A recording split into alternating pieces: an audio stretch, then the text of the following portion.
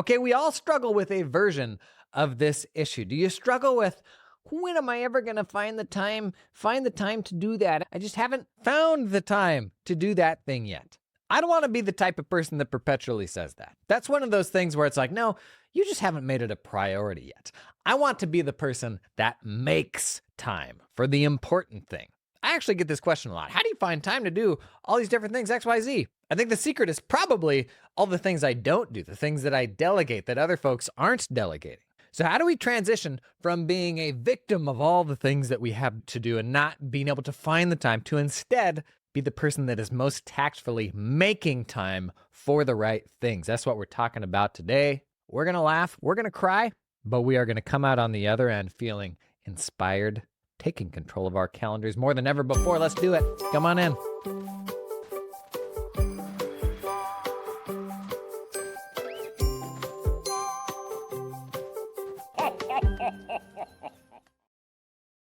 Agency. It's something that we talk about a lot. How much you feel like you have control over your life, over your business, over the ways that you're spending your time.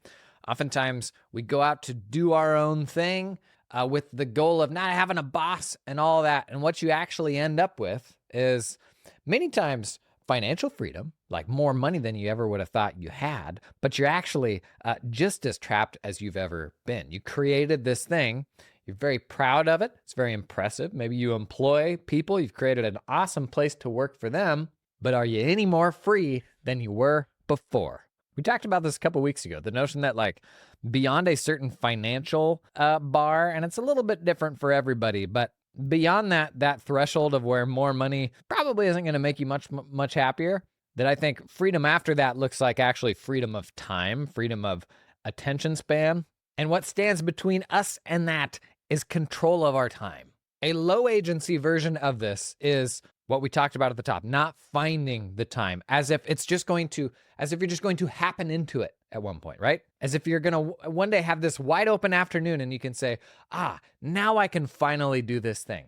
Let you in on a secret. As an entrepreneur, that afternoon will probably never come. And the only scenario where it does come is where you take the steps that are required to scooch everything else out of the way, make some uncomfortable decisions about some things that you won't do, hold your team accountable for the responsibilities you've put them in charge of, and like force everything out. It's like putting air in a balloon and the balloon expanding and pushing everything else out of the way. And that is worth doing when the thing you want to do is higher value than that other stuff. And oftentimes we think about the notion of adding one more thing or taking one more call or one more meeting, piling on top of the massive heap that you already have. When the better framework for how to think about that is like, what are all of those items and how do I pull out the lowest value one and slot in a higher value one? Because if you can't do one more thing, that's not pausing to consider, is this thing of a higher value to me than all the things I'm already doing? That's the question we really need to ask. I got 7 specific points on this that I want to talk about. I might have just spoiled a few of them with that kind of monologue there. Number 1, I'm pretty extreme on this. Eliminate everything.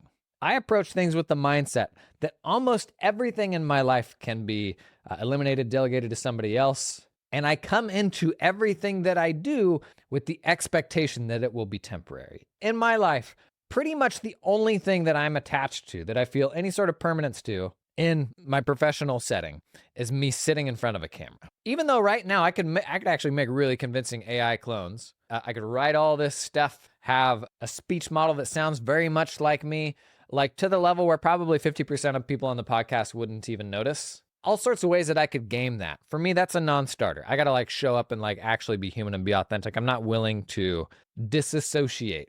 I think there's a big part of why people tune into this on a regular basis is kind of the humanity. And that's something that I'm just particularly careful with. But virtually everything else about this whole operation, whatever you call this circus, those responsibilities, as I come into them, I treat them as being temporary.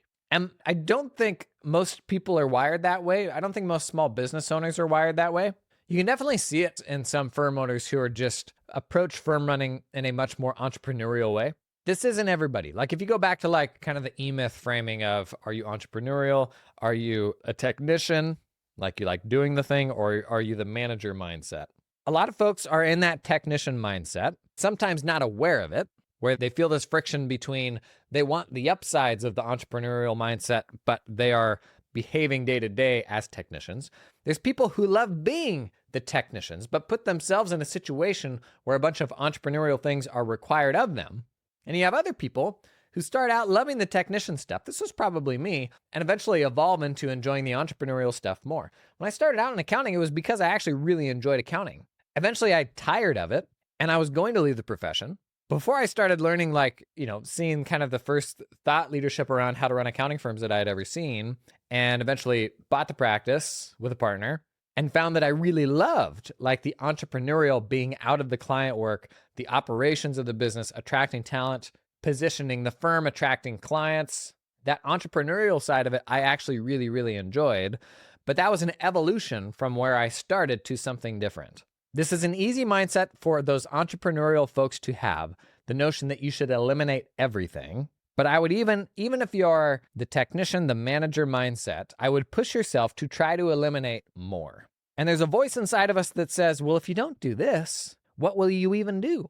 What will your value be? What will the rest of the team say if you don't do this? And that's, I mean, for context, I had an 80-year-old tax firm, and I got myself completely out of client work, and I was the first person in the history of that firm to ever do it. And you better believe everybody involved in that process was like, excuse me, you're not going to do work? And so then what is it that you do here? Are you like some sort of passive investor?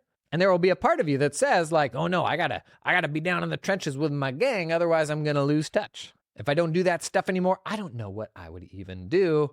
Let you in on a secret. There's going to be plenty to do. I think the mindset to have here is eliminate everything with the plan that you will not succeed. But if you instead come in saying, I'm going to eliminate everything up to my capacity, you will perpetually underestimate what that capacity is. So one framing of this, and whenever I would talk with my team about my ambitions for their growth and stuff like that, is we get very granular and actually talk about what their day-to-day tasks are. If we want them to be here in 12 months' time, then the tasks that they are doing in 12 months' time have to be representative of where we want them to be. Somebody like me, the tasks that I do day to day evolve very, very quickly. I am never hanging on to doing the same thing more than 2 or 3 times. And so that evolution for me is very, very fast. If you want a very practical way to approach this, think, how do I eliminate or delegate 25% of my tasks every quarter? And then on a 12-month cycle, by and large, 12 months from now, you'll always be doing something different than you're doing now. And the inputs there, the new tasks that you're doing, are more valuable than the tasks that you're moving on from. And that may not mean more valuable to the business that you have today. That could actually mean a whole bunch of different things. It could be more valuable to your family. It could be more valuable to a more fulfilling version of kind of your professional path. Maybe it's something even different than what you're doing right now. But having that mindset and willingness to eliminate increases the rate at which those things turn over. This episode is brought to you in part by the fine folks at LiveFlow. I am a unapologetic lover of Notion. In fact, my whole personal and business life runs on Notion now. And the reason I like it is it's just a very open-ended tool for doing data and database stuff, but also narrative things like writing. If you're a Notion nerd, you get it, okay?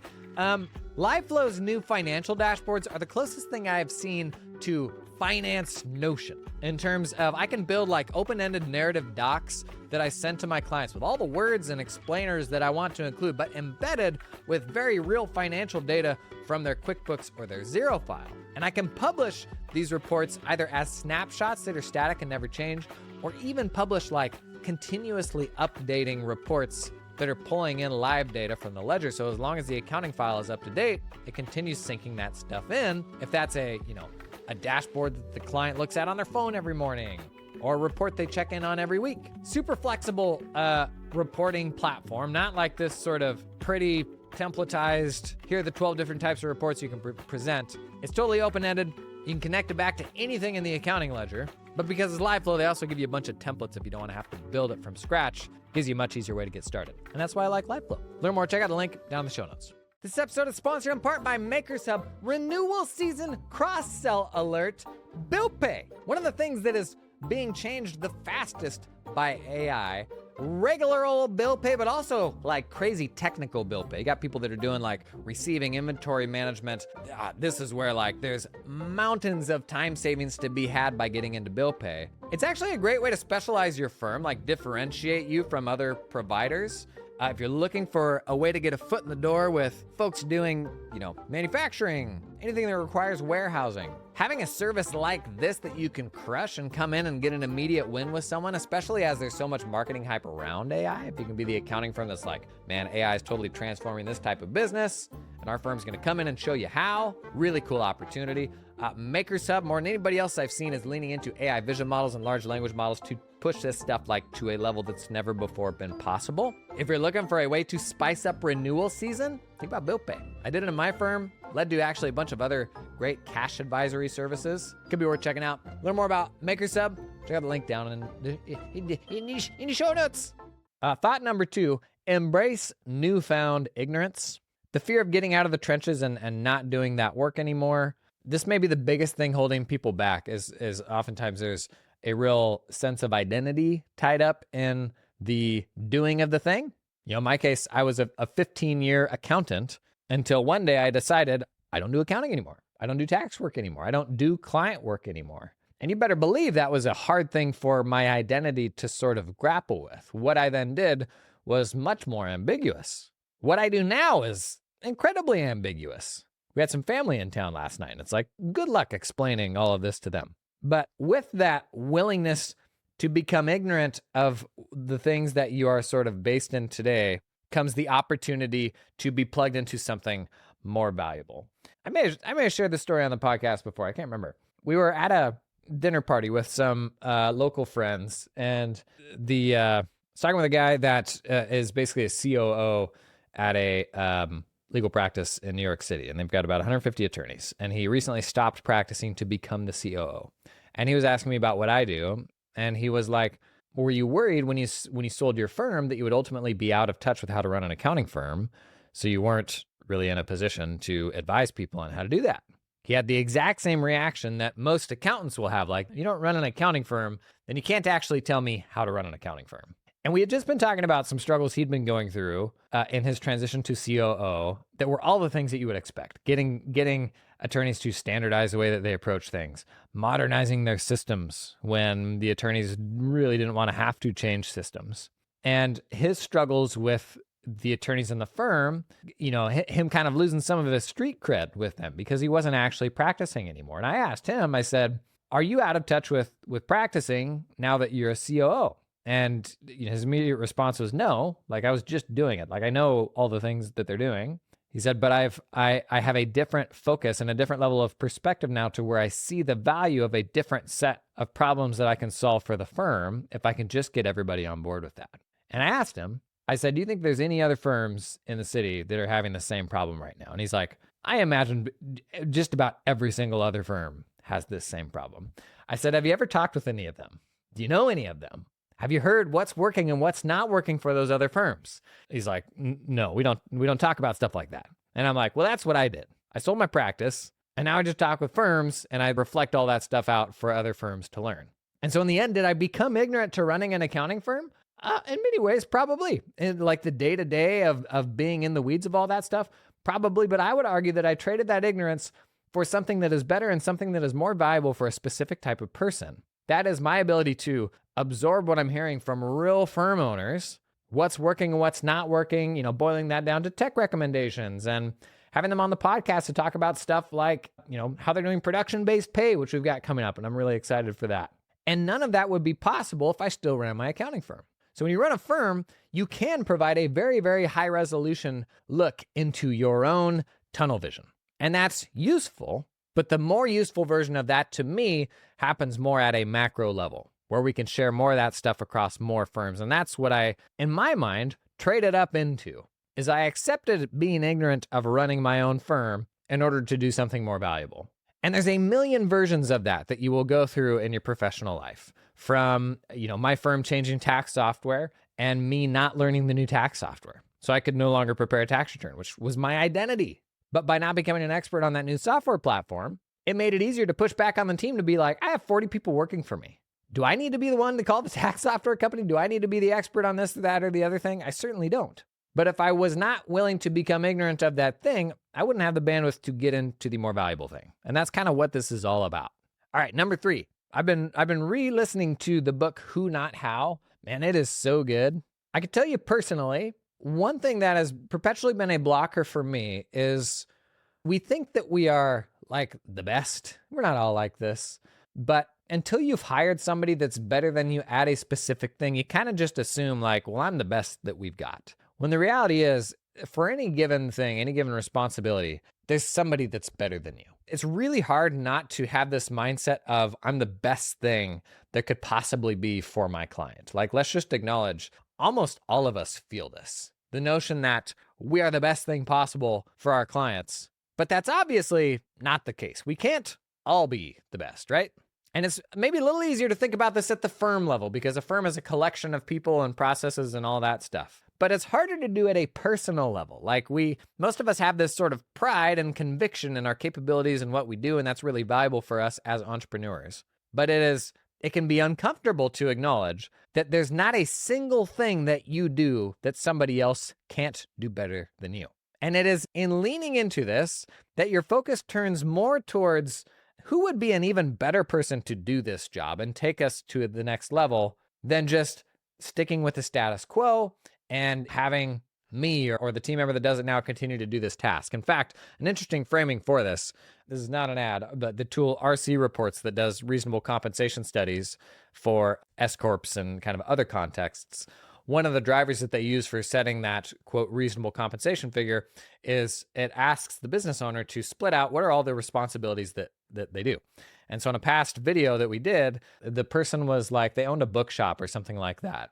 And they split out all of their responsibilities. And one was like book binding, another was like book restoration or something like that. But then there was stuff like office manager. And you split up all those responsibilities by percentage, but then you also put like how good they are at those things. And this hypothetical person, understandably, is not a good office manager. And so the collection of your team, you have all these different things that are asked of you and the people in your team, and they're just not going to be good at all these things. It's easy to look at somebody and generalize them up to their like peak capability in their domain. And so you may think you're going to be a really good accounting firm owner because you're a really good tax accountant or something like that. And we just know that this isn't the case, right? Because there's so many other responsibilities that come along with this. And at its worst, you can really be hard on yourself, and it can feel like you're failing your team and your clients when you're not capable of doing every single one of these things, because it's oftentimes that pressure you put on yourself to be the hero for all types of things that gets you like way over capacity. And then you're just underserving your clients and underserving your staff because you just don't have time to do it all. It is the difference between like you sitting there and making shoes all day versus you going out and looking for the machine that'll make shoes. And all the trade-offs there are the same, where you're like, well, that machine's not going to make shoes just like I will. And that's going to take time to go out and find the right one. That's going to take forever. But it's like, what's the alternative? Oftentimes money's a thing here too, where maybe you got to pay somebody more than you've ever had to pay somebody before. And the truth is, if that person is the right person, it unlocks something that your business has never achieved before. So it is something more akin to an investment than yet another salary on the books. Another person to do month-end closes or another person to prepare tax returns, that is an extension of your current processes. That's doing more of the same. But a person who is better at something, that's an investment. And that ought to raise the bar for the company as a whole. That ought to actually impact the bottom line by unlocking new types of work, letting you get your brain cells being applied in a different direction where you freeing up that time, like you can drive some other aspect of the business. That right person, if they truly are better at that thing, they are an investment, not just another line item. Okay, number 4, start your day with long-term investments. The things that otherwise normally fall off at the end of the day. Very practical example of this. I love working out. I'm sure you noticed, and certainly nobody said anything, but I appreciate you not embarrassing me by asking. And historically, I always work out in the morning because that's how I make sure it happens. At one point, I was like, man, I'm so productive first thing in the morning. I need to move my working out later because I can get so much stuff done. And so I'm like, I kind of hit a wall on work at like 3 p.m. every afternoon or so. I'm like, I'll just go work out then. And you know what happened? I didn't do a whole lot of working out because the day expanded and stuff got pushed off of the back end of the day, including exercising. And that's just how every single day works. And until you start like front loading the day with the stuff that's not ephemeral, the stuff that's actually an investment in yourself or your business, something that works while you sleep, until you prioritize that stuff, it kind of just doesn't happen. Think about the tasks that you did on the last business day. It is shocking, and this is a struggle for all service businesses, but it is shocking the percentage of those tasks that you will never think about again. The things that you did the last business day, like 98% of those things you will never think about again. It is churning the service business butter. And the amazing opportunity that you have is to be the person in your business that rises above that, that extracts themselves from that butter churning. But in my experience, unless you start the day with those intentional things where you're like, okay, I just decided this is higher value. This will take me on a different trajectory. If I just stay on this bicycle and I just keep pedaling, I can see where we're going. But I can also see that if I change X, Y, and Z, we're going to go to a better place. Well, you got to get off the bicycle in order to make those changes. And that only happens when you prioritize it. And in my experience, try to start my day with those long-term investments rather than hoping that I get to them at the end of the day.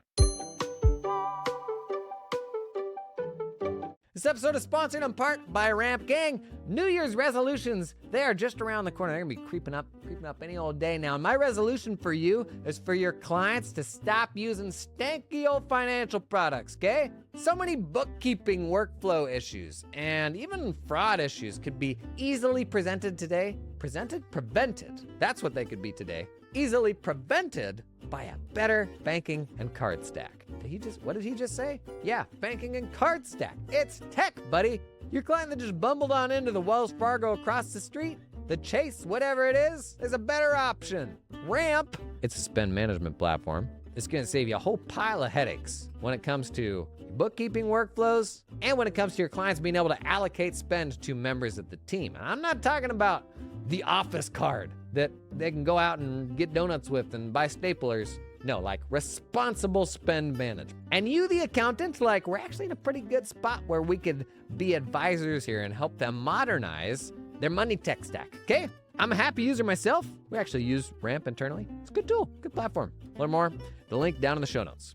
This episode is sponsored in part by TruePrep. TruePrep's like a cool, almost like a ChatGPT-like experience for tax firms that lets you query your actual client tax data to be like, I don't know, we're gonna do some tax planning. Show me every 1040 that had over 5,000 in tax penalties last year. Like you can literally do that.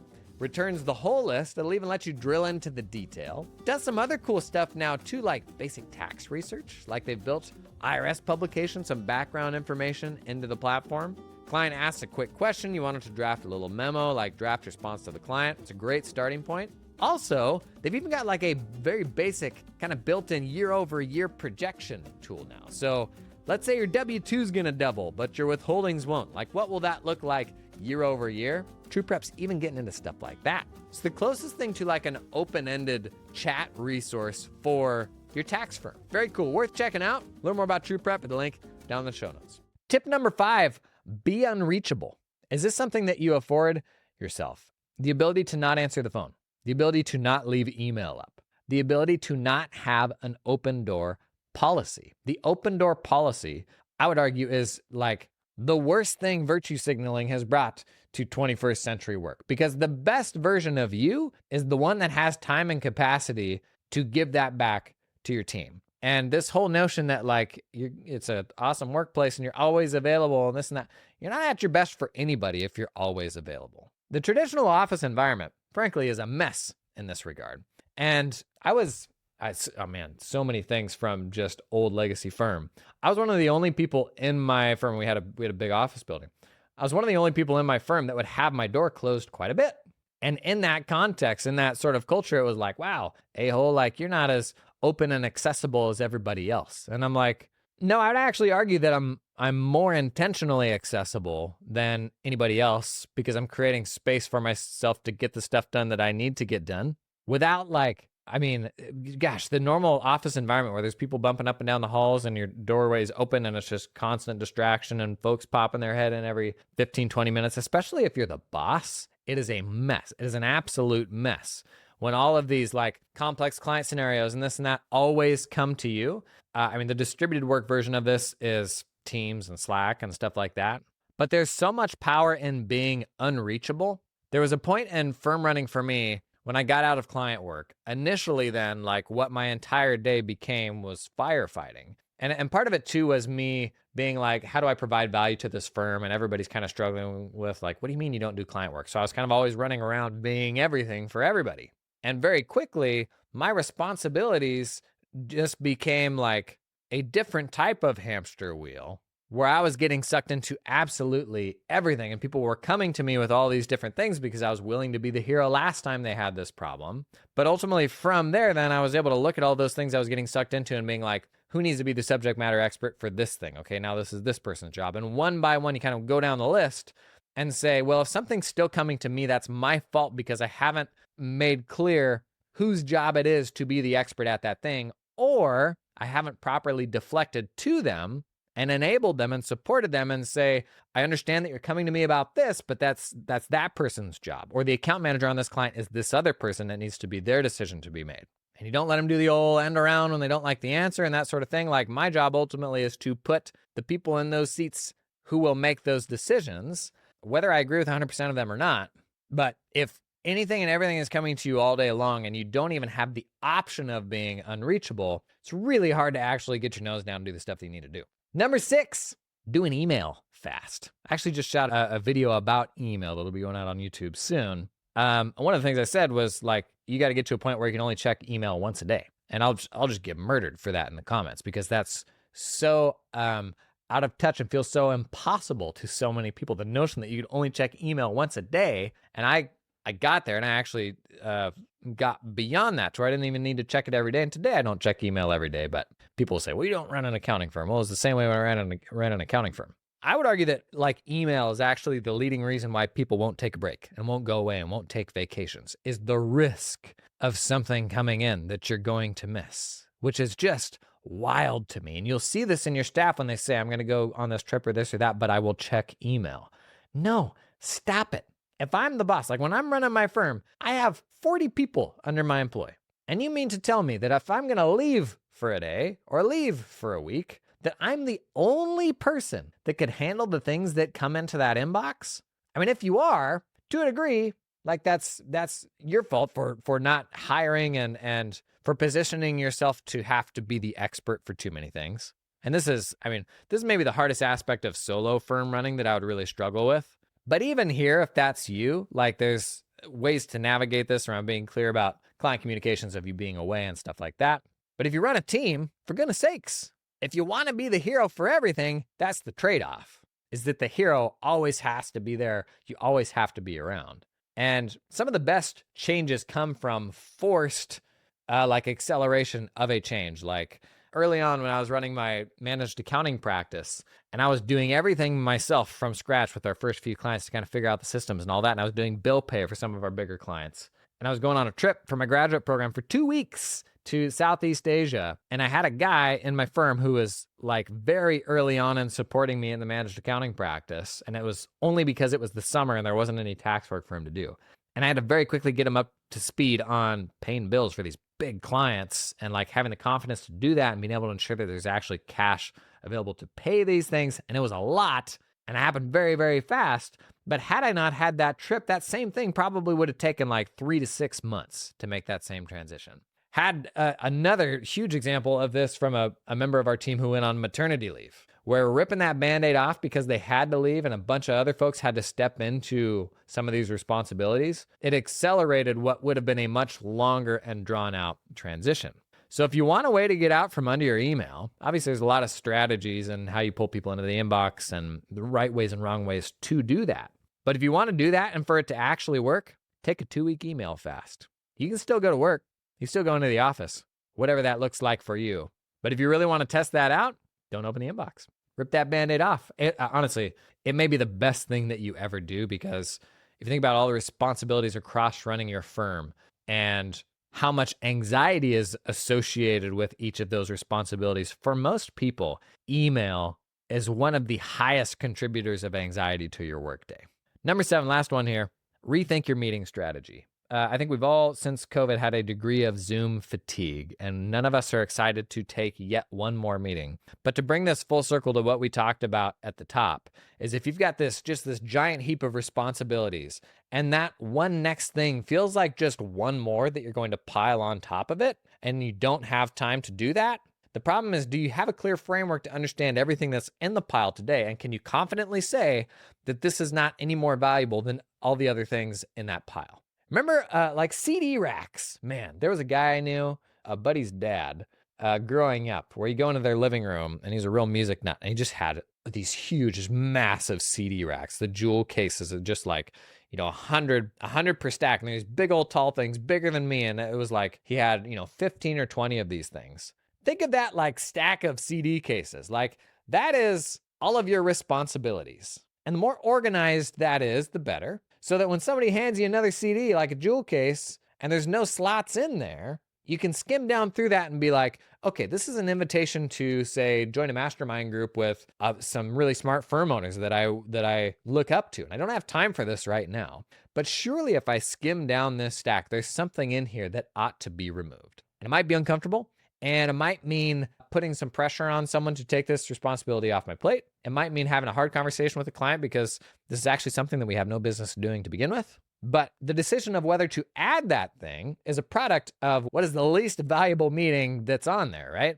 And too often I actually see people miss out on really, really valuable opportunities because they're too loaded up with low value opportunities, right? Or you don't even have the brain space at all as a result to even think and assess and organize that list of responsibilities. Like if you're in a spot where you're like, I'll be honest, I don't even know what my jobs are right now. I kind of just get out of bed, rock up to the computer, and I let Jesus take the wheel.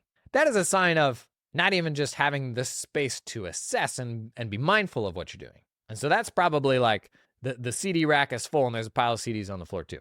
I think we all aspire to be high agency people. We love the idea of being in control of our journey, especially, entrepreneurs. You are much more so than like if you're going to holiday get-togethers right now. And if you're like me, you're sitting in a room full of a bunch of people that all work for somebody else. And we don't realize just how much we have a wildly different worldview than they do, and a fundamentally different level of agency than someone who is under somebody else's employee. But amongst entrepreneurs, you still see a massive spectrum of agency. And time, the only resource that you can't get more of, it is the most important thing for you to have control over. And it's easy to convince ourselves that we are victim to everything else that's happening around us, but you don't want to give into that, because then you're just along for the ride and that's no fun. If you got anything that you've eliminated this last year, drop that in the comments. Maybe that'll inspire somebody. We all come to this with very, very different thoughts on what's normal and even comprehensible. Like you hear about what other people do and you're like, well, that would never work. Like firms that don't have a phone. Like there's just so many examples, or doing that 2-week email fast. So many things like that, where the first time you hear it, you're like, that's literally incomprehensible to me. And then you hear from 1, 2, 3, 4, 5. Okay, there's actually some other people that have done this. Maybe I just need to break my assumptions about how all this stuff works and how I can get this specific thing done. And until I break that, I can't get over that hump and kind of reach past that plateau to something that's better. So if you have something like that you've given up, drop that in the comments. You might inspire somebody. And that's it. Thanks for coming and hanging today.